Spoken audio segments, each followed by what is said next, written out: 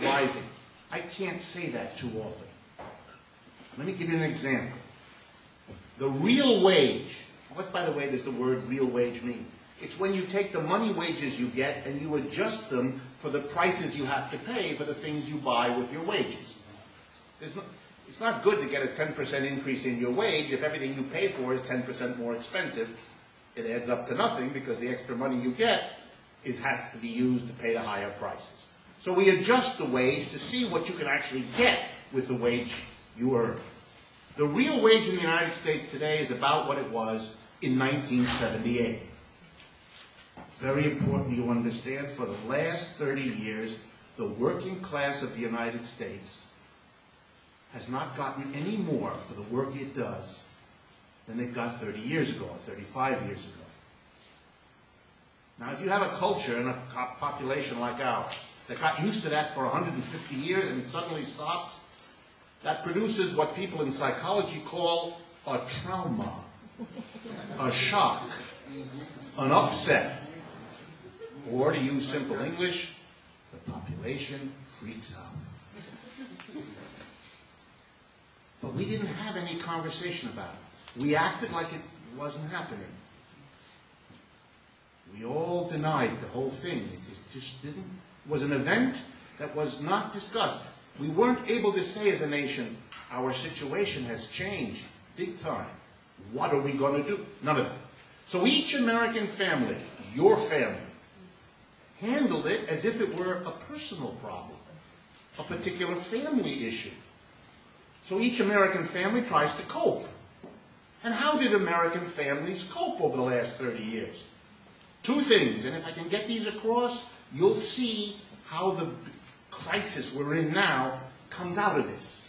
First, American workers, your families, faced with a situation where they still wanted to enjoy the American dream, they still wanted to give their kids a good education, a better life than they themselves had, they still thought that was their birthright, they still measured themselves as good people in terms of their ability to do it, so they weren't going to give up. So if you don't get any more per hour of work, here's something. Have more people in the household do more work. Starting in the 1970s, the following things happened. Adult males who had a job got a second one. Adult women, if they weren't already working, went out and got a job. Oh yes, we called that women's liberation, and we should have. That was part of what was going on. But I'm just looking at the economics of it. Women had to go out if the family's standard of living was to keep going. People in retirement had to come back out of retirement. Teenagers had to go find a job in the afternoon, on the weekends. You know the story. Here's a statistic for you. Today, 2010, American workers do more labor per year, paid work, than any other working class in any other country on the face of this planet.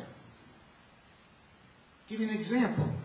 Americans do more hours of paid labor than the French, German, Italians, and Swedish, just to pick those four, and the difference is about 20%. 20%, that's 1/5. Basically, they work 5 days a week, and you all work 6. Some of you go to Europe and you enjoy visiting France or Spain or Italy, and you come back with wonderful stories. God, those people know how to live. They sit down, they have dinner, they drink wine, they talk with their friends. This is not a mystery of culture. They don't work the way we do because they didn't have to. This is a condition of life in the United States. It's not an accident that we developed such fundamentally exciting concepts as fast food, because we have no time. We're working. Here's some of the things that happened over 30 years as American families went to work like this. We became physically exhausted. And there's 8 million health statistics to tell you all about it. Even more important is what happened to the American family as a result of the women the biggest single group that changed in the last 30 years as the women of America who didn't already have jobs, and there were plenty of women who did, particularly poorer women, but all the others who stopped thinking of themselves as people who would be a homemaker, a mother, a wife, but would, either as a substitute or in addition, have a paid job outside. As that female self-image changed in our culture, with all the tensions about it, it also meant that the person who had held the emotional life of that unit called the family together was as exhausted as her husband, as if needing reassurance and comfort at the end of the day as he had always. The difference was he had had her to do it, she didn't have him to do it. And the result was that our families, as entities, fell apart. That's why every other television program today presents you with the humorous foibles of the dysfunctional family. No surprise there. Americans consume more psychotropic drugs trying to deal with your mental upset than any other population on earth. We keep that industry going. Is that because Americans are peculiar? I don't think so. But they're people who live under a level of physical stress and emotional stress because of what has happened in the last 30 years that would drive anybody crazy. Did it solve the problem, this extra work? No. Because what American families discovered was if wife goes out to work as she wanted to, for reasons of self-realization, and she had to, if the family was going to continue the American dream, then it turned out she had lots of expenses. She needed another set of clothing for the job outside. Because we don't have a public transportation system in this country, she needed a second car. Because she was so exhausted and she spent all the time working, she couldn't make the food. She had to buy the prepared food, which, as you know, costs much more. When you added up all the expenses, it helped, but it didn't help a lot. So the American family took a second great step, trying to cope with the end of rising wages. It went on a borrowing binge, the likes of which no working class in human history ever did before. 30 years ago, most American families saved. They didn't save a lot, they saved a little. Saving rate in America went to zero and has basically stayed. But more than that, Americans began to borrow. Borrow like there's no tomorrow.